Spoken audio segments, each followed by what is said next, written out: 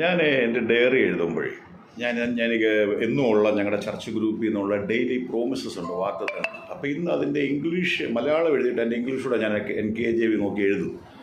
ഒരെണ്ണം അത് തെറ്റിപ്പോയി, വാക്യം തെറ്റിപ്പോയി. പക്ഷേ ഞാനത് വെട്ടിയില്ല. ഞാനത് കോമായിട്ട് ഇങ്ങനെ ബ്രാക്കറ്റ് ഇട്ടിട്ട് താഴെ കറക്റ്റ് എഴുതി. പെട്ടെന്ന് കൃതി വന്ന ചിന്ത, ആ വെട്ടിടുമ്പോൾ റോങ്, അത് ഞാൻ എപ്പോഴും മറിക്കുമ്പോൾ കാണും. എന്താ അതിൽ നിന്നൊരു കാര്യം ഞാൻ പറയട്ടെ. ചിലതൊക്കെ തള്ളിക്കളയേണ്ടത്, ചില വിഷയങ്ങളുണ്ടല്ലോ, ചില വ്യക്തികൾ, അവരെയൊക്കെ നമ്മൾ പരസ്യമായിട്ട് ഇൻസൾട്ട് ചെയ്യുന്നതിന് പകരം, അല്ലെങ്കിൽ അവരെ ആ ഒരു ലെവലിലേക്ക് തള്ളിക്കളയുന്നതിന് പകരം അവരെ സ്നേഹിക്കുകയും, ശരിയാണ്, ഞാൻ ആ ബ്രാക്കറ്റിൽ അവിടെ ടിക്ക് ചെയ്തു, തെറ്റവിടെ വന്നു എന്നുള്ളത്, ഒന്നും മറയ്ക്കുന്ന പോലെ ഒന്ന് കരുതാനും പരസ്യമായിട്ട് എക്സ്പോസ് ചെയ്യുന്നതിന് പകരം അതുപോലെ നിങ്ങൾ സ്നേഹിക്കുന്നതാണ്. നിങ്ങൾ പേഴ്സണലി അവർ സ്വീകരിക്കുമെങ്കിൽ അവരോടൊന്ന് പറയുക മാത്രം ചെയ്യുക. അത് അനുഗ്രഹമായിരിക്കും. കാരണം പരസ്യമായിട്ട് നമ്മൾ ചില വിഷയങ്ങളില്ല, അവർ കൊള്ളത്തില്ല, അവരെ തള്ളിക്കളയുന്നതിന് പകരം ദൈവസ്നേഹത്തിലൊന്ന് ചേർക്കാൻ നമുക്ക് കഴിയുമെങ്കിൽ